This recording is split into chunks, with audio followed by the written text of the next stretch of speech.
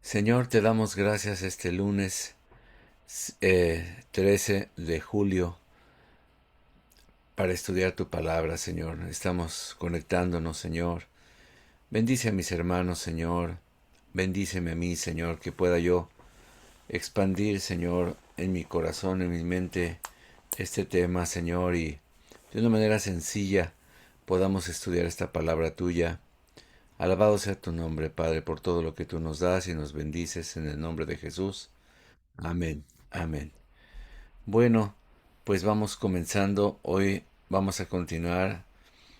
Vimos las semanas pasadas la adoración celestial. Vimos ese tremendo capítulo 4 y capítulo 5, donde los ancianos se postran, donde una multitud de todo pueblo, lengua y nación adora al rey. Y vimos que no había ningún digno de tomar el libro y abrir sus sellos. El Padre, Dios Padre, tenía en su mano un libro sellado con 7 sellos. Cuando decimos libro, obviamente nos referimos a un rollo, porque no había libros como los de ahorita, ¿verdad? Eran pergaminos o papiros doblados y se sellaban con cera y la imagen de un anillo que simbolizaba autoridad. No había nadie digno de tomar el libro, ni siquiera de mirarlo, pero hubo uno digno que era el Cordero León, ¿verdad? Vimos al Cordero y al León, que es digno de abrir los sellos. La reacción de Juan es muy especial porque él se pone a llorar porque no había nadie digno de abrir de ver y de abrir ese pergamino que Dios estaba mostrando, ¿verdad? Así que le dijo el ángel, no llores porque hay uno que sí es digno, el Cordero. Y después de esa adoración empieza Juan a describir cómo ese Cordero, el Señor Jesús, toma el rollo y comienza a abrir los 7 sellos. En cada sello empieza a desplegarse algo del contenido simbólico de este rollo. Así que vámonos rápidamente a compartir la pantalla y vámonos a la palabra del Señor. Y aquí estamos viendo eh, Apocalipsis capítulo 6. Voy a ponerlo en dos versiones. Una es la Reina Valera 60 y la otra es la Nueva Biblia de las Américas, para ver dos traducciones muy buenas que hay de la palabra del Señor. Bueno, comienza así. Vi cuando el Cordero, aquí está la Reina Valera 60 a la izquierda y la otra a la derecha, dice, vi cuando el Cordero abrió uno de los sellos y oí a uno de los 4 seres vivientes decir, como con voz de trueno, ven y mira. Voy a leerlo todo el pasaje y luego nos vamos a regresar, ¿ok? Repito, habla el apóstol Juan, vi cuando el Cordero abrió uno de los sellos y oí a uno de los 4 seres vivientes decir con voz, como con voz de trueno, ven y mira. Y miré y aquí un caballo blanco, y el que lo montaba tenía un arco, y le fue dada una corona, y salió venciendo y para vencer. Cuando abrió el segundo sello, oí al segundo ser viviente que decía, ven y mira. Y salió otro caballo bermejo, y al que lo montaba le fue dado poder de quitar de la tierra la paz, y que se matasen unos a otros, y se le dio una gran espada. Cuando abrió el tercer sello, oí al tercer ser viviente que decía, ven y mira. Y miré, y he aquí un caballo negro, y el que lo montaba tenía una balanza en la mano, y oí una gran voz de en medio de los 4 seres vivientes que decía, 2 libras de trigo por un denario, y 6 libras de cebada por un denario, pero no dañes el aceite ni el vino. Cuando abrió el cuarto sello, oí la voz del cuarto ser viviente que decía, ven y mira. Y miré, y aquí un caballo amarillo, y el que lo montaba tenía por nombre Muerte, y el Hades le seguía, y le fue dada potestad sobre la cuarta parte de la tierra, para matar con espada, con hambre, con mortandad y con las fieras de la tierra. Cuando abrió el quinto sello, vi bajo el altar las almas de los que habían sido muertos por causa de la palabra de Dios y por el testimonio que tenían. y clamaban a gran voz diciendo: ¿Hasta cuándo, Señor santo y verdadero, no juzgas y vengas nuestra sangre en los que moran en la tierra? Y se les dieron vestiduras blancas, y se les dijo que descansasen todavía un poco de tiempo, hasta que se completara el número de sus consiervos y sus hermanos, que también habían de ser muertos como ellos. Miré cuando abrió el sexto sello, y aquí hubo un gran terremoto, y el sol se puso negro, como tela de cilicio, y la luna se volvió toda como sangre. Y las estrellas del cielo cayeron sobre la tierra como la higuera deja caer sus higos cuando es sacudida por un fuerte viento.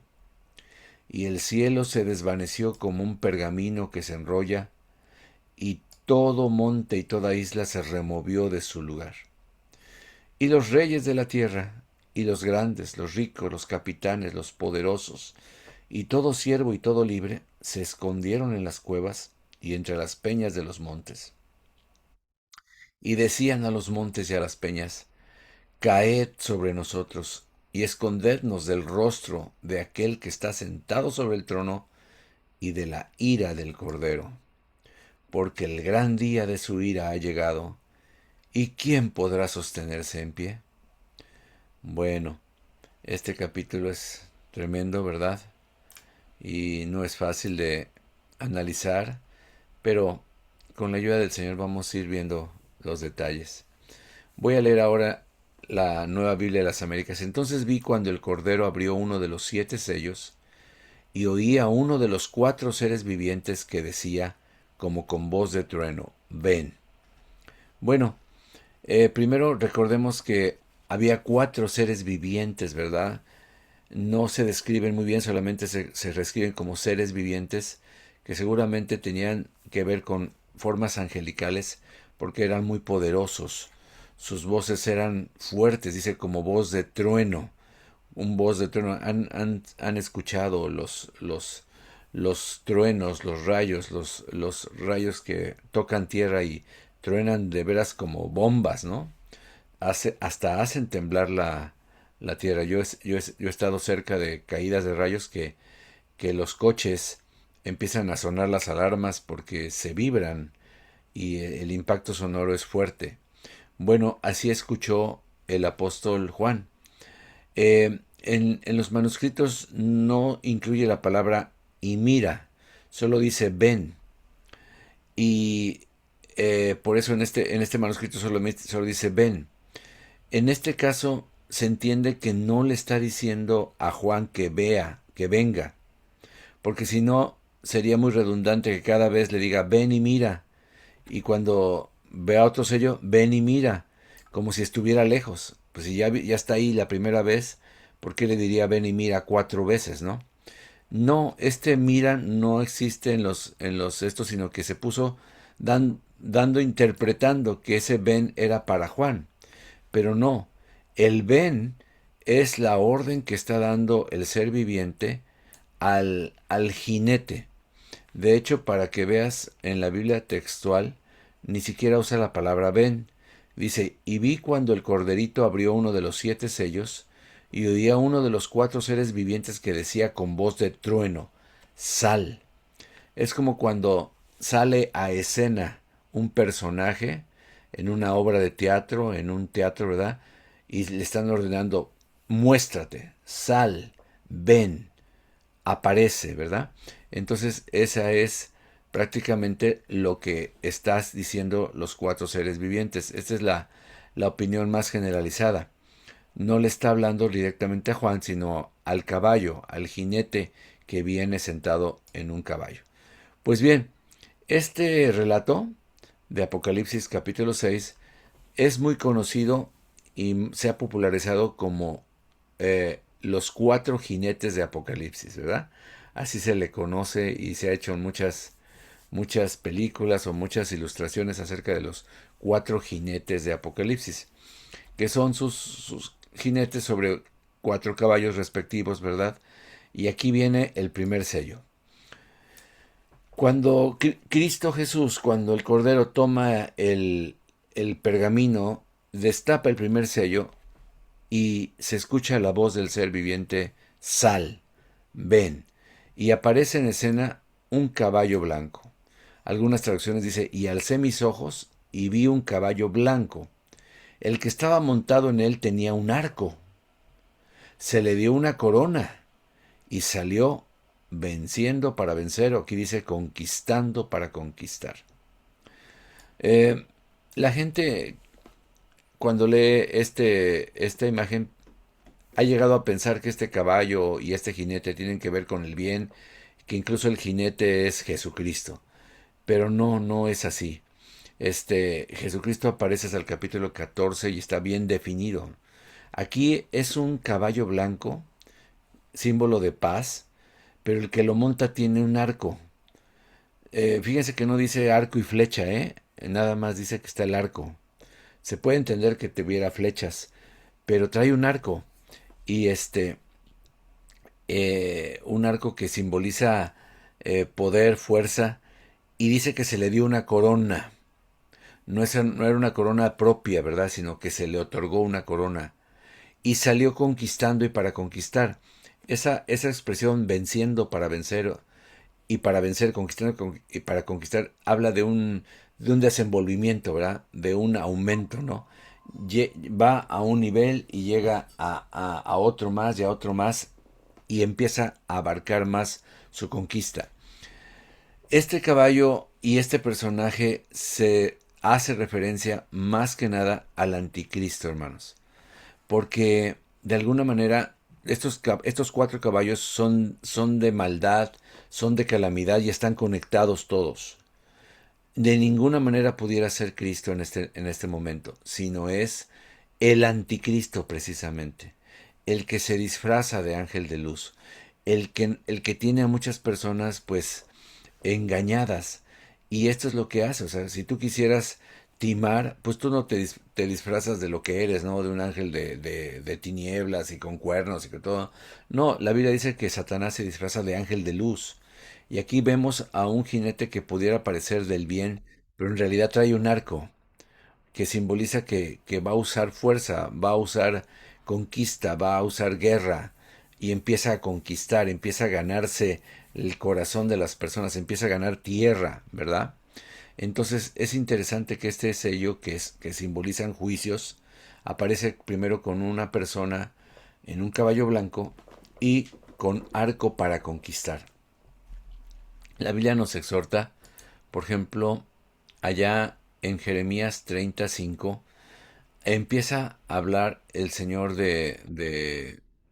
Ah, no, esta es otra cita, perdón. Esta es otra cita. Déjenme ver si tengo la de esta, segunda de Tesalonicenses 2:3. Miren, la Biblia dice en segunda de Tesalonicenses 2:3, nadie os engañe en ninguna manera. Vamos a ver el verso anterior. No os dejéis mover fácilmente de vuestro modo de pensar, ni os conturbéis ni por espíritu, ni por palabra, ni por carta, como si fuera nuestra. Ya desde entonces había gente que escribía a nombre de Pablo, de Pedro, y era fraude. Entonces no se dejen engañar, déjenme leerlo en esta versión. Que no sean sacudidos fácilmente en su modo de pensar, ni se alarmen, ni por espíritu, ni por palabra, ni por carta, como si fuera de nosotros, en el sentido de que el día del Señor está cerca o ha llegado. Que nadie los engañe de ninguna manera, porque no vendrá sin que primero venga la apostasía y sea revelado el hombre de pecado, el hijo de perdición. Pablo le llama el hombre de pecado, el hijo de perdición. Juan le llama el anticristo, y así tiene diferentes nombres, ¿verdad? Pero este engañador, ¿verdad? Es el que sale en este caballo blanco, símbolo tal vez de paz, pero una paz como la de ahora, ¿no? Como la de Roma en ese entonces. Roma era se caracterizaba porque en realidad Roma miraba la paz de esta manera. La paz romana era conquistarte. La paz romana consistía en que te voy a librar de tus enemigos, pero yo voy a ser tu rey. Ya no vas a tener que pelear con nadie, yo te voy a defender, voy a ser tu ejército, ¿verdad? Pero tú vas a ser mi esclavo.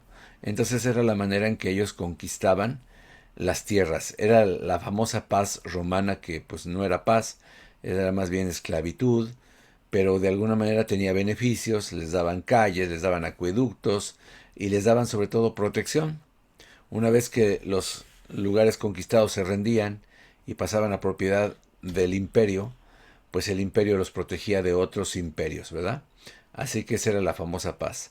Muy bien, pues aquí aparece este personaje en caballo blanco con arco y se le da una corona. O sea, viene como rey, pero no lo es.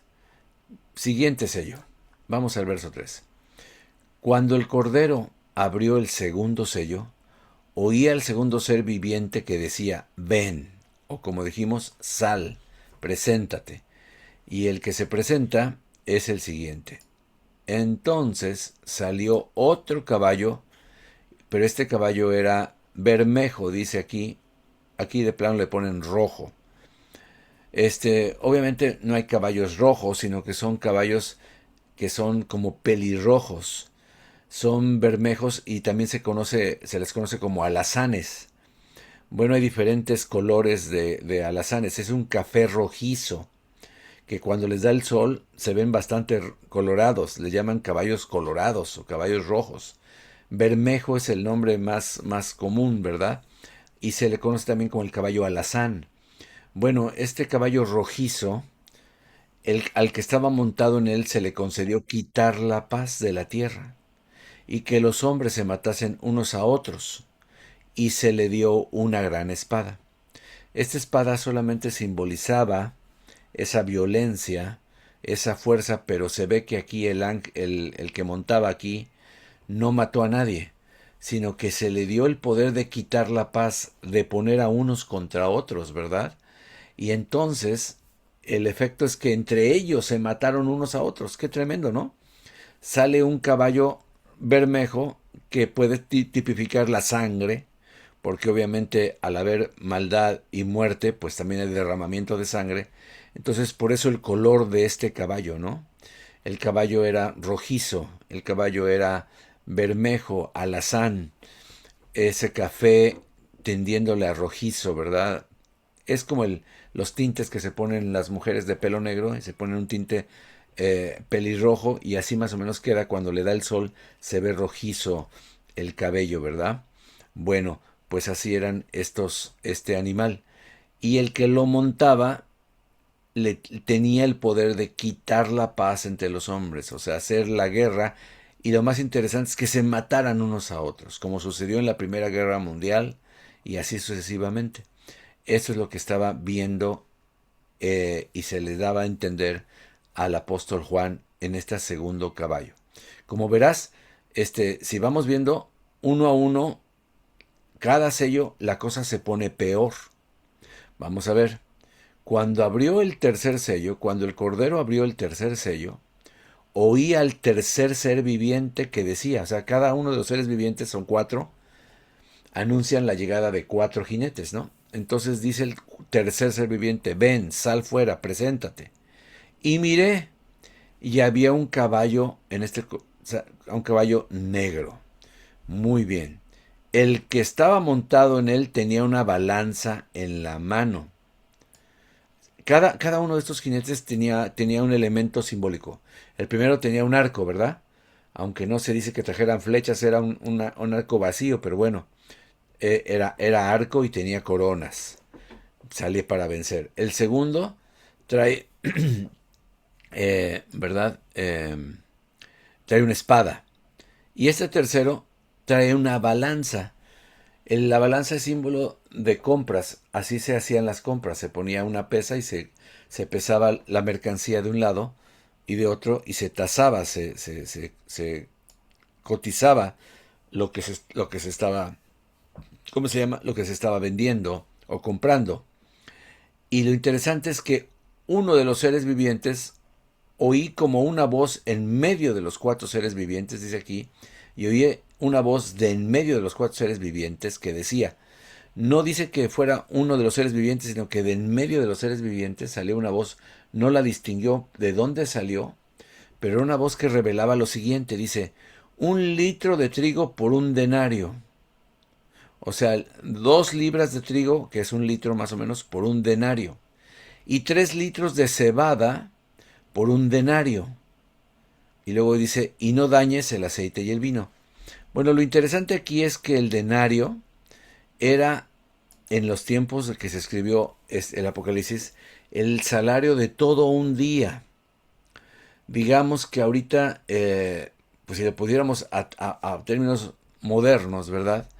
Pues ahorita el salario mínimo de esta área oscila entre los 16 a 18 dólares por hora, más o menos, ¿no? Imagínense que fueran 18 por 8 horas, ¿no? Pues ya casi son 80 dólares, ¿no? Casi son 70 dólares, más o menos, el salario mínimo de un día. Imagínense que costara unas libritas de trigo el salario de un día entero, ¿verdad? Y para los pobres, los que no tenían para trigo, usaban el pan de cebada, era el pan de los más pobres, ¿no? En lugar de trigo usaban cebada. Y aquí, pues obviamente la cantidad aumentaba. 3 litros de cebada, como para tres hogazas de pan, ¿verdad? Grandes, ¿verdad? Este, pero por el salario de un día entero, imagínate la carestía que había. Entonces, este caballo, este sello, nos habla de una gran hambruna, de una gran carestía de los alimentos, escasez, porque usted sabe que cuando los alimentos escasean, obviamente suben muchísimo de precio. ¿Se acuerdan cuando pasamos una crisis con el huevo? Que había muy poco huevo. ¿Cuánto costaba una rejita de 6 huevitos, verdad? Ya no llegábamos a comprar los 32, los estos, no, porque costaba un titipuchal. Una docena costaba muchísimo. Entonces, inclusive supe que hasta se vendían los huevos por pieza. Quiere 1, 2, 3 huevos. Le vendían a las personas 2 o 3 huevos por pieza. Estaban vendiendo los huevos porque la carestía era grande. Gracias a Dios ya pasamos eso. Pero creo que había una enfermedad aviar, ¿verdad? Y que estaba matando mucho a las gallinas. Y entonces, pues, el huevo escaseaba. Bueno, aquí está la cosa grave, ¿no? Era algo ya fuerte. Honestamente, en México, el salario mínimo es como de 8 dólares. Pero al día, hermanos. Al día. Es una cosa que ahorita ya casi esta escena se está dando en muchas partes de México. Y por eso hay grande escasez, mucha hambruna en muchas partes de México. Ese es el país que me sé, ¿no? En tu país ha de ser algo parecido. Bueno, el que montaba tenía esa balanza en la mano y viste el tipo de carestía. Sin embargo, dice el versículo 6, y no dañes el aceite y el vino. En ese entonces el vino y el aceite eran artículos de lujo y solo lo tenían los más ricos, los que tenían más dinero. Esta ilustración nos dice que como juicio, ahora sí que los pobres iban a ser más pobres y los ricos iban a tener siempre privilegios, se iban a ser más ricos, ¿verdad? Porque el que quería aceite y vino, pues se lo iban a supervender, ¿no? Entonces, esa diferencia de clases sociales también es un juicio, ¿verdad? Que se deja ver aquí intrínsecamente en estos dos versículos, ¿verdad? Es interesante esta revelación, ¿verdad? Como que le dan un tip a Juan de lo que produce y por qué el personaje, el jinete, traía una balanza, ¿verdad? Para pesar, para comerciar, porque en esa balanza se tasaban a precios exorbitantes lo más esencial que es el pan en ese entonces, el pan de trigo. La gente comía pan, muchísimo pan. Ahora hay dos tipos de trigo, ¿no? El trigo de harina blanca que ya no tiene nada de nutrientes, es lo más económico que hay. Y la harina completa, ¿verdad? El trigo completo, se me fue el nombre de la manera de decir el trigo, pero hay un nombre muy específico, muy especial, un poco difícil de aprender, pero también se le conoce como trigo entero, ¿no? Entonces, ese trigo, Sabana, no, la cebada es otro, la cebada, nosotros. sí, la cebada es otro, ¿verdad?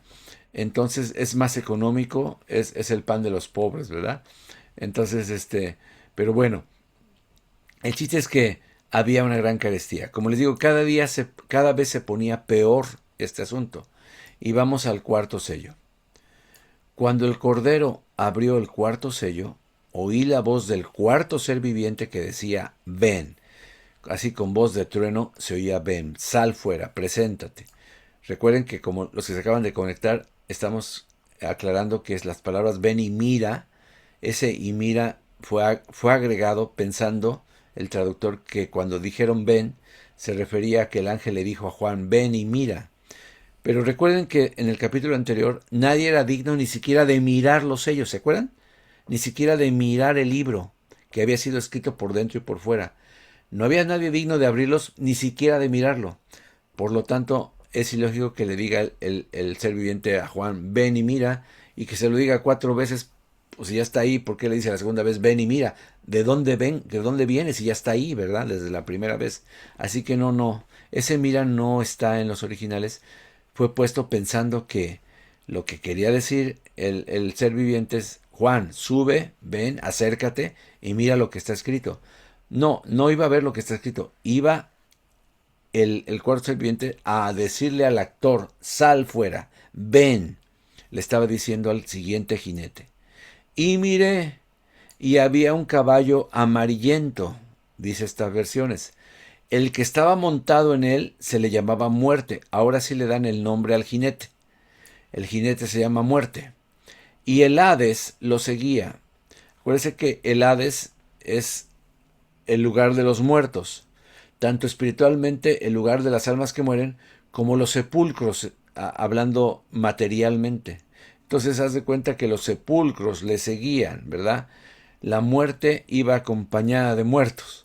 Y se le dio autoridad sobre la cuarta parte de la tierra para matar con espada, con hambre, con pestilencia y con las fieras de la tierra. ¡Wow! ¡Qué interesante! Cada vez se pone peor la cosa, hermanos. ¿Por qué se pone peor? Porque la Biblia nos habla que este periodo es como los dolores de parto, ¿verdad? Que no es que un dolor es independiente del otro, es parte del mismo proceso, pero cada dolor de parto es más intenso y más duradero hasta que nace el bebé, ¿verdad? Así es este proceso de los 4 jinetes de Apocalipsis. Pero este cuarto tiene nombre y se llama muerte. El Hades, la tumba, los sepulcros le siguen, y se le dio autoridad sobre la cuarta parte de la tierra para matar con espada, con hambre, con pestilencia y con las fieras de la tierra. Da la casualidad, hermanos, que los enemigos de Israel, sus primos, ¿verdad? Edom y todos ellos, ¿verdad? Que ahora son los países musulmanes, los países enemigos jurados de Israel, casi son la cuarta parte de la población mundial, hermanos. Casi son la cuarta parte de la posibilidad. Una cuarta parte son como 1.800 millones. Ellos ya son 1.600 y feria de millones. Son muchísimos. Y dice aquí que se le dio autoridad sobre la cuarta parte de la tierra para matar con espada, con hambre, con pestilencia y con las fieras de la tierra. Esto también es algo especial que podemos estar viendo, ¿no? Así que pues chequemos eso, ¿verdad? De que les comparto. Pero bueno, cuarta parte de tierra, espada, o sea, guerras. Las guerras producen hambre, pero también producen pestilencia, producen pestes. Y aquí en los juicios habla de pestes y de fieras de la tierra. Obviamente en ese entonces, pues al morir la gente se multiplicaban más las fieras. De hecho, mucho más antes, ¿verdad? En el Antiguo Testamento, en los primeros años bíblicos, ¿verdad? Hasta el Señor dijo que no iba a entregar a sus enemigos de un solo para que no se multiplicaran las fieras de la tierra. Porque teniendo tanto alimento, ¿verdad? Se iban a multiplicar. Bueno, aquí habla de fieras de la tierra, pero ahora sabemos que las pestes y todo, pues vienen por microbios de la tierra, ¿verdad?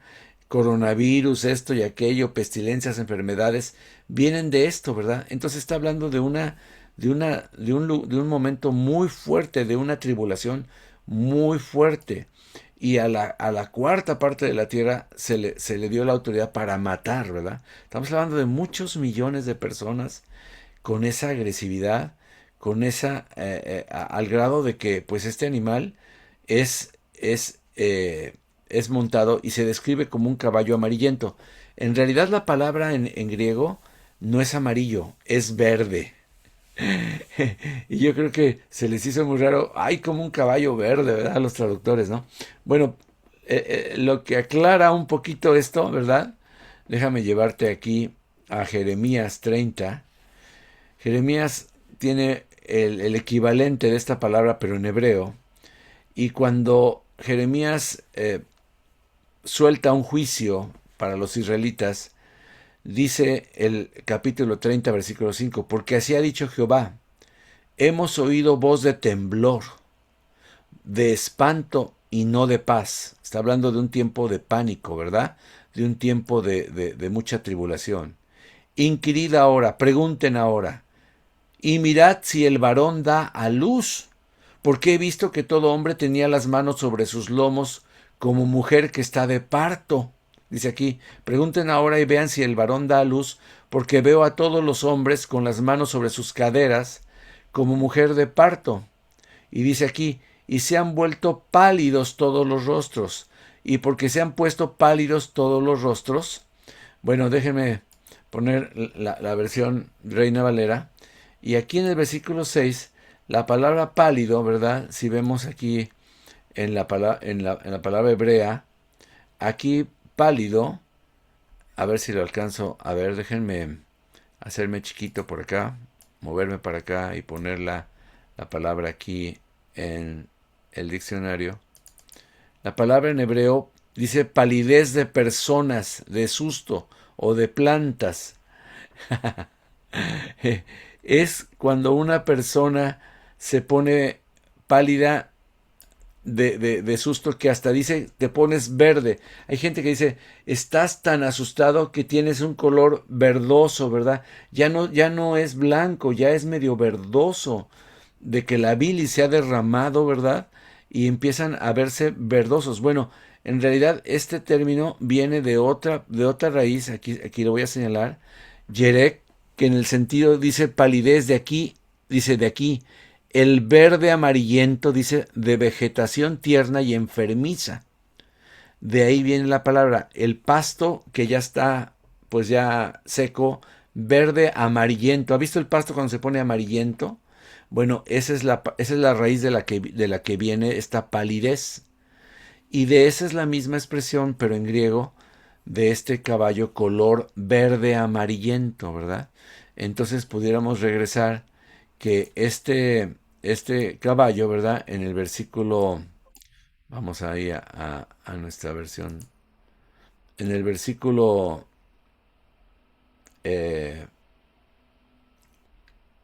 8, miré y aquí un caballo verde amarillento y el que lo montaba tenía por nombre muerte. Este color es muy característico, ¿verdad? De los enfermos, como les digo, de los que están pálidos, pero no de otra cosa, sino de susto, de temor, de angustia, ¿verdad?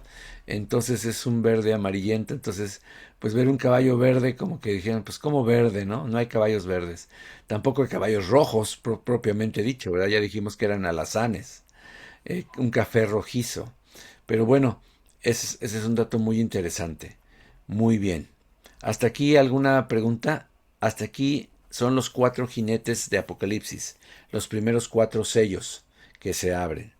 Y como les digo, todo esto representa un tiempo de angustia, un tiempo de gran tribulación, un tiempo de prueba, un tiempo de juicio, ¿verdad? Muy fuerte sobre la humanidad, sobre la tierra. Había mortandad y había fieras de la tierra. Muy bien. Vamos a ver cuántos hay. Si ya está un buen grupo con nosotros estudiando la palabra. Los felicito que se conectaron. Qué bueno que vencieron, ¿verdad? Ahí cualquier cosa, cualquier estorbo, cualquier cansancio. Los felicito, que Dios nos dé fuerzas para terminar y conseguir seguir adelante. Bueno, vamos a seguir adelante. Muy bien. Bueno, vamos al quinto sello. el quinto sello ya no es un caballo. Dice, cuando abrió el Cordero el quinto sello, vi bajo el altar las almas de los que habían sido muertos por causa de la palabra de Dios. Estaba hablando de puros mártires, gente discípula de Cristo que por causa de la palabra del Señor habían sido muertos y por el testimonio que tenían. Voy a volver a poner aquí las dos versiones que estamos considerando el día de hoy. Otra vez, verso 9. Cuando el Cordero abrió el quinto sello, vi debajo del altar las almas de los que habían sido muertos a causa de la palabra de Dios y del testimonio que habían mantenido. Muchos comentaristas dicen que aquí ya no está mirando directamente en el cielo, sino en la tierra, porque en el cielo pues está el lugar santísimo, digamos, pero ya no hay un altar de sacrificio, ¿verdad? El altar al que se puede referir pues es el altar del incienso, porque sí se ofrece incienso al Señor. Pero bueno, sin tratar de, de interpretar esto de una manera literal, recuerden que el altar era un lugar alto, ¿verdad? No estabas exactamente en el piso, sino que era un lugar alto donde se hacían los sacrificios y la sangre se derramaba en la parte baja del altar. Ahí corría la sangre y se desaguaba, se llevaba por canales, etcétera, ¿verdad? Pero ahí caía la sangre. Y es interesante que debajo del altar estaban las almas de los que habían sido muertos, tipificando la sangre que había sido derramada. Ellos habían sido la ofrenda. Ellos habían sido el sacrificio. Así que cuando un mártir da su vida por Cristo, la da en sacrificio. Por eso algunos le llaman el don de sacrificio. Hay gentes que tienen muchos dones, pero hay algunos que tienen ese don de martirio, don de sacrificio, donde no les importa dar su vida y aún en martirio por la causa del Señor. Entonces, esta visión habla de personas que dieron su vida por causa de la palabra de Dios y por dar testimonio de Cristo Jesús, ¿verdad? Por el testimonio que ellos tenían, que habían mantenido, dice esta otra versión. Me llama mucho la atención esta palabra, que habían mantenido, que tenían, que el honor, la fama que ellos tenían, el testimonio de ser verdaderos hijos de Dios. Pero ellos clamaban a gran voz: ¿hasta cuándo, oh Señor santo y verdadero, esperas para juzgar y vengar nuestra sangre de los que moran en la tierra?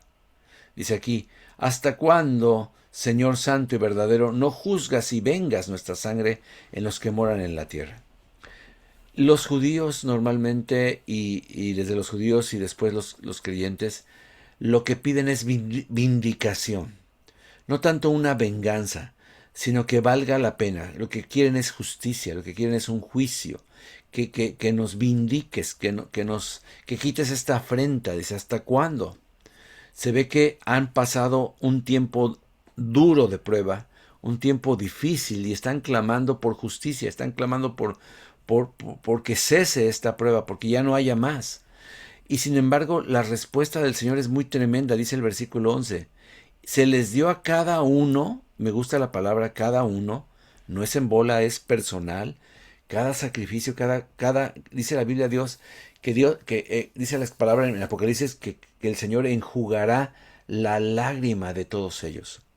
Y no se puede enjugar una lágrima a un montón de gente, no, sino uno por uno, uno por uno. Y dice, se le dio a cada uno de ellos una vestidura blanca. Y se le dijo que descansaran un poco más de tiempo hasta que se completara también el número de sus consiervos, hermanos servidores de Cristo. Fíjate cómo le llama consiervos, ¿no? No tanto dice sus hermanos, sino sus consiervos, porque nos consideramos siervos de Jesucristo, al grado de que podemos entregar nuestra vida por Él, y de sus hermanos que habrían de ser muertos como ellos lo habían sido. Esto me llama la atención porque se conoce que los que primero eran muertos eran los servidores del Señor. Los pastores, evangelistas, maestros, serán los que iban sobre ellos primero. Porque primero dice consiervos y luego sus hermanos. ¿Ok? O sea, otros cristianos más pequeños, más inmaduros, ¿verdad? Que habían muerto también como ellos en este tipo de situaciones. Hermanos, estamos viendo una mortandad tremenda en este tiempo, ¿verdad? De gente cristiana en muchas partes del mundo y que a veces no sale a la luz, ¿verdad? O los noticieros evitan comunicarnos, pero se filtran, ¿verdad?, por los mismos cristianos las peticiones y las atrocidades que están viniendo.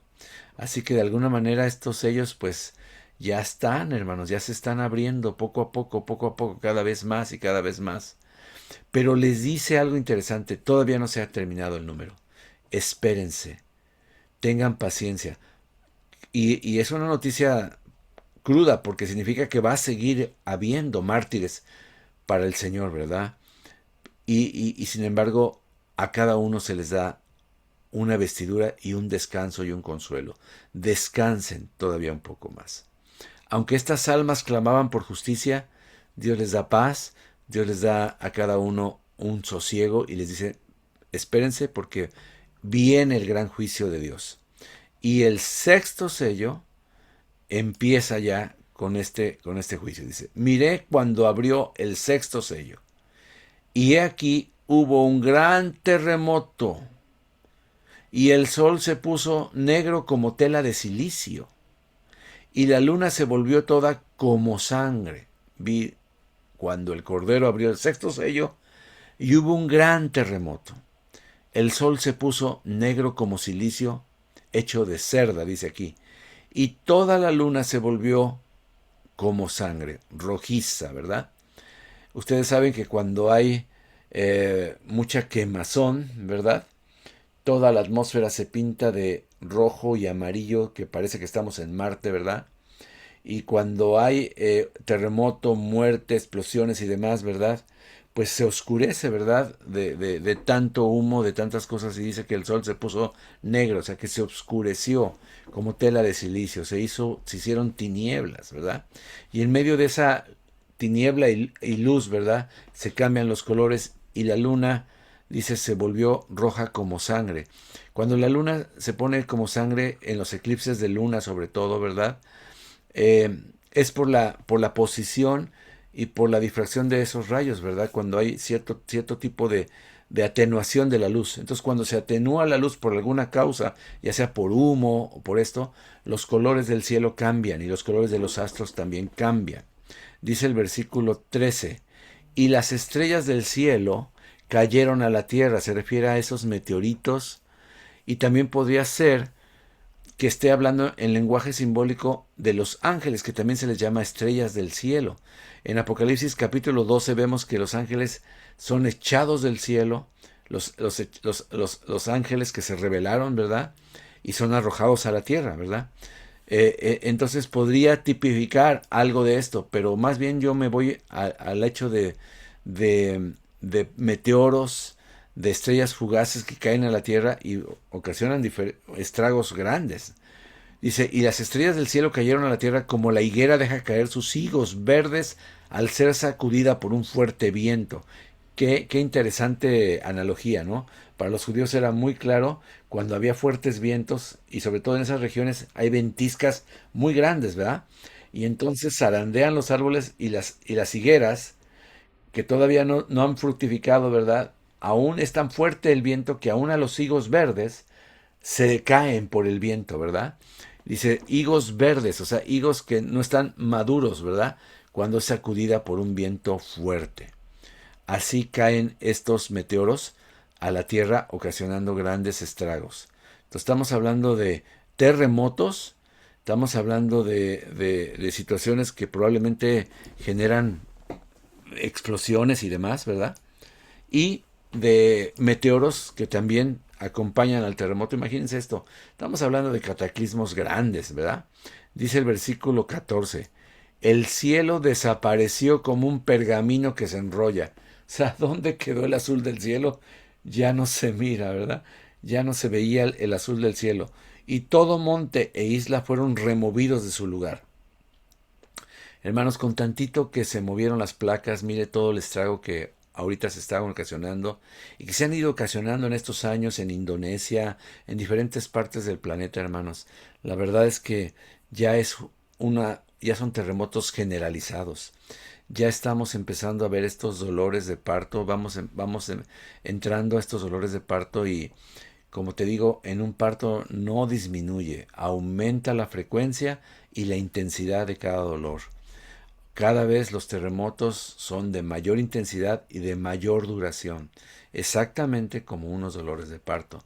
Dice que el cielo desapareció como en un pergamino, es la manera de ellos de ver cómo se enrolló el cielo, ¿verdad? Y todo monte y toda isla se removió de su lugar, o sea, fueron trastocados. Cuando hablamos de terremotos de esa magnitud, pues ya estamos hablando de movimientos generalizados de las placas, ¿verdad? Estamos viendo cosas muy, muy fuertes que vio el apóstol Juan en ese momento, ¿verdad? Versículo 15.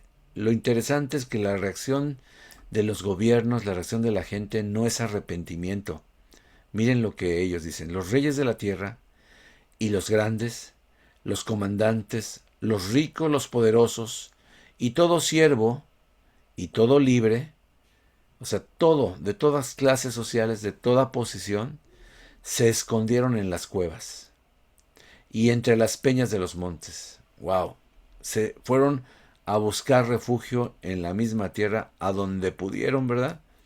Y era tanto su miedo que le decían a los montes y a las peñas, caigan sobre nosotros, para escondernos. O sea, no se dan cuenta de lo que estaban pidiendo, ¿no? Si cae una peña sobre ti, pues te mata, ¿no? Pero ellos no querían la muerte, querían estar escondidos, que nadie los encontrara, que Dios no los pudiera ver, porque lo que querían esconderse era del rostro, de la presencia de Dios. Dice, escondernos del rostro, de la presencia de aquel que está sentado sobre el trono, y algo muy interesante, de la ira del Cordero. Esta es la primera vez que yo veo que ya no es la ira del Padre, ahora es la ira de Dios Hijo. Hermanos, nuestro Salvador también va a ser nuestro vengador, el Cordero Santo de Dios. Así que esta ira no es una ira pecaminosa, es una ira santa y justa por el pecado, y por eso es él mismo el que desata los sellos y desata su propia ira. Es tan espeluznante lo que sufren los habitantes en este tiempo, ¿verdad? En este momento, que piden esconderse aún a las peñas, o sea, quedar completamente cubiertos. Es como ahorita la mayoría de los que quedaron atrapados en las ruinas de los edificios que se cayeron con el terremoto, ¿verdad? Es más o menos esta es la figura, ¿verdad? Cayeron sobre ellos y quedaron escondidos, quedaron atrapados. Y la razón de esta petición, de este clamor a las peñas, es porque ha llegado el gran día de la ira de ellos, del Padre y del Hijo. Dice, porque el gran día de su ira ha llegado. ¿Y quién podrá sostenerse en pie? ¿Quién podrá mantenerse en pie? Pues nadie, hermano. ¿Quién puede detener una tribulación tan fuerte como la que describen estos sellos? El séptimo sello, no lo vamos a ver ahorita, ¿verdad? Lo vemos a la próxima vez. Incluye las 7 trompetas. Siempre el séptimo habla de lo que viene después. La séptima trompeta va a hablar de las 7 copas de la ira. Y así sucesivamente, ¿verdad? Entonces, hay gente que ha visto o que ve el Apocalipsis como una narración cíclica, ¿verdad?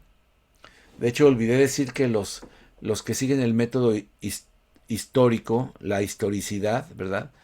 Eh, Tratan de empatar el caballo blanco con la iglesia de Éfeso, ¿verdad? Donde aparentemente, ¿verdad? Todo iba bien, pero les faltaba el primer amor. Después el caballo, ¿cuál sería? El caballo bermejo, perdón, de hambre y persecución. Bueno, las siguientes iglesias como Pérgamo, como Teatira, como Sardis. Pero realmente es difícil empatarlos así históricamente. Sin embargo, hay gente que sigue creyendo que todo esto es histórico, ¿verdad? De las iglesias, ¿verdad? Y bueno, recuérdense que a veces no podemos usar la misma figura simbólica siempre, ¿verdad? En todos lados. De hecho, algunos estudiosos dicen que estas 7 sellos narran el principio y el fin de toda la iglesia, y las 7 trompetas vuelven a empezar otra vez, pero con una figura diferente, y las siete copas de la ira también narra el principio y el fin, ¿verdad?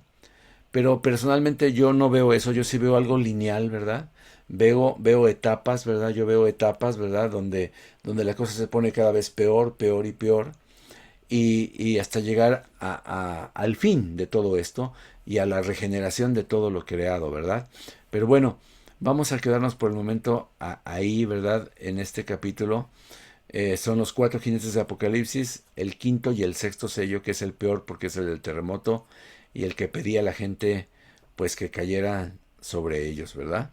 No sé si aquí tengan algún comentario o alguna pregunta, si puedo contestarla, la contestaré, si no, la próxima semana les tengo alguna respuesta. ¿Cómo están? ¿Todo bien? A ver, ¿hay alguien? Bueno, nada más déjenme ver si me faltó alguna cita porque siento que me faltó alguna cita que tenía por ahí. Déjenme checar bien cómo andamos aquí. No, ya no, ya no, ya no, ya no, ya no. Es todo lo que tenía. Muy bien. Pues bueno, Hacer una último. pregunta, perdón, una pregunta. Sí, ¿Y para este tiempo la iglesia va a ser levantada o todo eso que se viene con los cuatro jinetes es para los que, pues, para todo el mundo? bueno, si decimos que la iglesia es el conjunto de todos los creyentes nacidos de nuevo, pues aquí vemos que hay hermanos en Cristo que están muriendo, ¿no? Aquí vemos personas que se convierten, personas que están ahí y que obviamente no puedes dejar fuera de la iglesia. Lo que pasa es que en nuestras interpretaciones, un grupo de cristianos, o sea, las vírgenes sensatas, las que tienen el aceite, ¿verdad? Son las que entran a las bodas del Cordero. Y las otras vírgenes que también eran parte, pues se quedan y experimentan las tinieblas, ¿verdad? Entonces, de alguna manera, pues hay diferentes tipos de gente, la preparada y la no preparada. Entonces, muchos dicen que como ya no se mira a la iglesia a partir del capítulo 5 en adelante, pues entonces ya el arrebatamiento ya fue, ¿verdad? Ujú. Y entonces, pues estos son los que se convierten en la etapa, por misericordia y por angustia, ¿verdad? En la etapa ¿cómo se llama? De la tribulación. De Otros lo revelación. interpretan, y lo vamos a ver en los siguientes capítulos, que son los judíos que finalmente, al ver todo esto, se convierten al Señor, son cristianos de origen judío, ¿verdad? Que son los que van a continuar la evangelización, pero van a morir como mártires del Señor, ¿verdad? Entonces, Mm. pues, de alguna manera, son parte de la iglesia, ¿verdad? Pero, de alguna manera, si llevamos esta interpretación así, pues ellos se quedan fuera. Por eso existen diferentes interpretaciones, diferentes posturas, y por el momento, pues la Biblia no es clara al respecto, no nos dice, la iglesia aquí, en Apocalipsis no se mira el Ujú. momento del arrebatamiento, sino solo por deducción.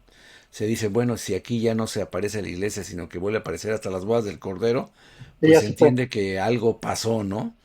Ujú. Pero de hecho ni siquiera se menciona ya un término de iglesia de Jesucristo en general, ¿no? Acuérdense que el mensaje fue a 7 iglesias locales, 7 congregaciones en ciudades, ¿no? Pero eso no O- implica que ya no hay iglesia después de eso, ¿verdad? Pero bueno, como les digo, tomemos mejor en este momento el mensaje que Dios nos da espiritual de cada una de las cosas, ¿verdad? Ahora miren, ujú. hermanos, pensemos en los cristianos que oyeron por primera vez este relato, porque Juan le escribió a estos primeros cristianos. Ellos estaban experimentando persecución, estaban experimentando problemas fuertes, estaban experimentando muerte, hermanos. Entonces, lo que está haciendo el apóstol es darles consuelo y esperanza de que viene un final, viene una justicia, pero también no engañándolos de que no va a haber persecución. Por eso Cristo de todas maneras les dijo de una manera y de otras que nos preparáramos, que el que quiera vivir piadosamente iba a vivir en persecución, iba a sufrir. Y seréis aborrecidos por las gentes. O sea, y no le habló solamente a sus 12 discípulos, le habló a todos los cristianos discípulos. Por eso cuando él oraba, Señor, no te pido por el mundo, te pido por los que me diste y los que van a creer por la palabra de ellos. Por nosotros estaba pidiendo el Señor. ¿Por qué? Porque nosotros éramos los que íbamos a estar probados, los que íbamos nuestra fe iba a ser para muchos Tal vez ahorita nosotros todavía no hemos sido probados de esa manera, pero hay hermanos en este momento, en este mismo instante, que están siendo estirados en su fe de una manera que tal vez ni tú ni yo estemos preparados para resistir algo así. Así que bueno, el mensaje es: preparémonos, busquemos el rostro del Señor, vivamos en santidad y confiemos en el Señor. Por algo el Señor revela las cosas. Pero acuérdate que Apocalipsis es la revelación de Jesucristo. Veamos a Cristo en todo esto, veamos el poder, la dignidad de nuestro Señor y cómo el Señor nos revela. De todos modos, hermano, si te fijas en los versículos, dice: se le dio una espada, se le dio una corona. ¿Quién se la dio? ¿Cómo que se le dio? El mensaje es este: Dios está en control de todas las cosas. El enemigo no puede hacer más ni menos de lo que Dios permite y ha determinado hacer. Y nuestro Dios es un Dios que es fuego consumidor, y Él es un juez justo. Es Dios de amor, sí, es Dios de paz. Mira cómo consuela a sus hijos, cómo los viste de blanco, pero les dice: espérense, todavía no han terminado sus hermanos de sufrir, todavía falta un número grande, y entonces vendrá el juicio y la vindicación para todos, la venganza del Dios nuestro. Por eso dice la Biblia: no os venguéis, dejad lugar a la ira del Señor, dejad lugar al juicio de Dios. Hermanos, apenas estamos empezando. Cada día va a haber más injusticias contra el reino de Dios. Por eso la Biblia nos enseñó en el Padre Nuestro a orar: Señor, venga tu reino y sea hecha tu voluntad. Nosotros debemos seguir clamando todas las generaciones: venga tu reino. Yo no sé cuánto se va a tardar el Señor. Yo no sé si estamos en la última generación como hemos querido creer la mayoría. Yo anhelo que esta sea la última generación. Pero ¿qué tal si no? Porque miren, hermanos, cuando habla Apocalipsis de las 10 naciones que se revelan, todavía faltan algunos años para que toda Europa se vuelva una nación musulmana. Todavía no están, pero un gran porcentaje de personas que han emigrado a Europa son totalmente anticristianos, ¿verdad? Pero cuando llegue a ser una mayoría, entonces sí, hermanos. Ahora, ¿cuánto se tarda eso? Pues, hermanos, se tarda unos añitos, pero viene. Ya está en camino, hermano. Ya está en camino. Si aquí en Estados Unidos ya tenemos gobernadores musulmanes, ya tenemos gobernadores con esa filosofía, en el país que fue fundado con principios cristianos, pues imagínate en esos lugares donde le han negado a Dios, donde las iglesias ya son museos. Primero fueron museos, después negocios, y ahora, ¿sabes qué son? Mezquitas. Donde antes era una iglesia cristiana, ahora es una mezquita ahí en España, en Italia, en Francia. Hermanos, agárrese, porque tenemos que seguir evangelizando, hermano. Nos están ganando, ¿verdad? El partido, y la verdad, pues bueno, aquí es donde los cristianos vamos a ser probados, y vamos a ver de qué cuero salen más correas, ¿verdad? Como dicen los mexicanos. Pero, ¿qué les parece? Vamos a orar, vamos a despedirnos.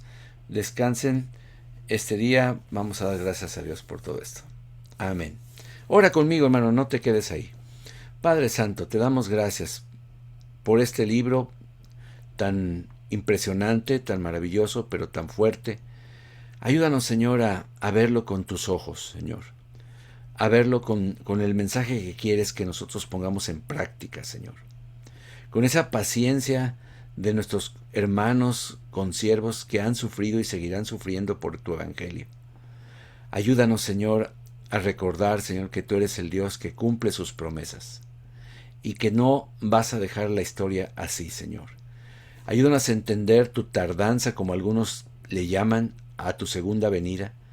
Para muchos te has tardado mucho, para otros es la misericordia que tú tienes, Padre Santo.